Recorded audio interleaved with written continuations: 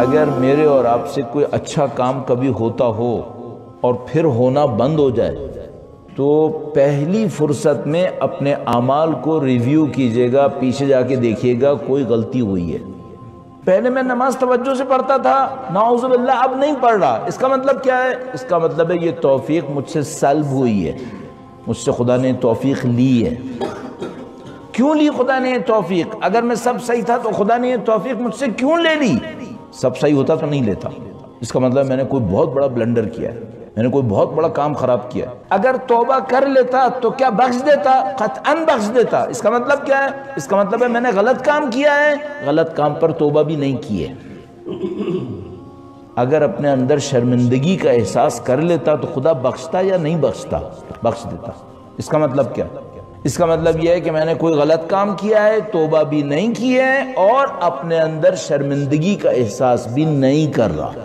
اب خدا کیا کرتا ہے؟ اب خدا توفیقات چھیننا شروع کرتا ہے۔ تو اگر کبھی میری اور آپ کی زندگی میں ایسا ہو کہ بھائی پہلے میں اول وقت نماز پڑھتا تھا، اب کیا ہو گیا، اب دیر کیوں ہو رہی ہے؟ پہلے توجہ سے پڑھتا تھا، اب توجہ سے کیوں نہیں پڑھ رہا ہوں؟ پہلے میں ہر روز قرآن کریم پڑھتا تھا، اب قرآن کریم کیوں نہیں پڑھ رہا ہوں؟ ہمیشہ جا کے ریویو کیجئے گا، پیچھے کوئی غلطی ہوئی ہے جس کی توبہ نہیں ہوئی ہے، جس کے اوپر پشیمانی بھی نہیں کی ہے، اس کا مطلب ہے توفیق سلب ہوئی ہے۔ اب واپس لانے کے لیے کیا کروں؟ کریکشن کروں، غلط کام کو صحیح کروں۔ خدا نہ کرے نعوذ باللہ تعالیٰ اگر میں نے یہ نہیں کیا تو کیا ہوگا؟ توفیق کے سلب ہونے کا دائرہ بڑھنا شروع ہو جائے گا، یہ دائرہ بڑھتا چلا جائے گا۔ ایک سعادت چھنے گی نعوذ باللہ تعالیٰ، پھر دوسری، پھر تیسری۔ اس کے برخلاف اگر میں اچھائی پہ جاؤں گا تو کیا ہوگا؟ خدا میری توفیقات بڑھائے گا۔ اگر کبھی آپ کے ساتھ ایسا ہو، انشاءاللہ ہمیشہ ہوتا رہے، آپ رات کو سوئے ہوں، شاید مثال کے طور پر الارم لگانا بھی بھول گئے، شاید مثال کے طور پر فرض کریں اذان فجر 4 بجے تھی، آپ نے سوچا ہو کہ میں نے سوچا ہو 4:30 بجے اٹھوں گا، دیر سے اٹھوں گا، اچانک 3:30 بجے آپ کی آنکھ کھل گئی، 3:30 پہ آپ کی آنکھ کھل گئی۔ کیوں؟ خدا مجھ سے چاہ رہا ہے کہ میں اٹھ کے اس کے حضور پہنچ جاؤں، خدا مجھے کچھ دینا چاہتا ہے۔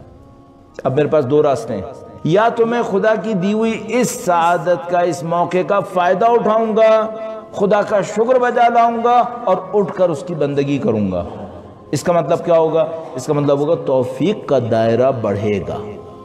اب توفیق کا دائرہ کار بڑھے گا، میری زندگی میں اچھی چیزیں بڑھنا شروع ہو جائیں گی، میری زندگی کا مناسب اثر، اچھا اثر نصیب ہوگا۔ زندگی کی برکت یہ نہیں ہے کہ میری بلڈنگز بڑھ رہی ہوں، زندگی کی برکتیں یہ نہیں ہے کہ میرا نام چمک رہا ہو۔ زندگی کی برکتیں کیا ہیں؟ زندگی کی برکتیں خاندان اہل بیت اطہار ہے، 1400 سال پہلے دنیا میں تشریف لائے تھے، آج تک ان کی نام کی برکتوں سے انسان ہدایت پا رہا ہے۔ یہ برکتیں ہیں۔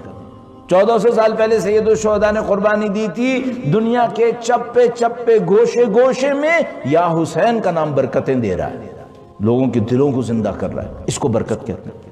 تو عزیزان محترم، آپ اور میں سعادت کو حاصل کرنے کی کوشش کریں، جب بھی خداوند متعال موقع دے اس کو حاصل کرنے کی کوشش کریں۔ اگر کبھی ایسا ہو کہ خداوند متعال کوئی موقع دے، اس موقع کو ہاتھ میں رکھ لیں۔ اگر ہم یہ کام کرتے رہے تو کیا ہوگا؟ ہم خود بخود اس گروہ میں جائیں گے جو نفس پرستی سے بچے گا، جو انحراف سے بچے گا۔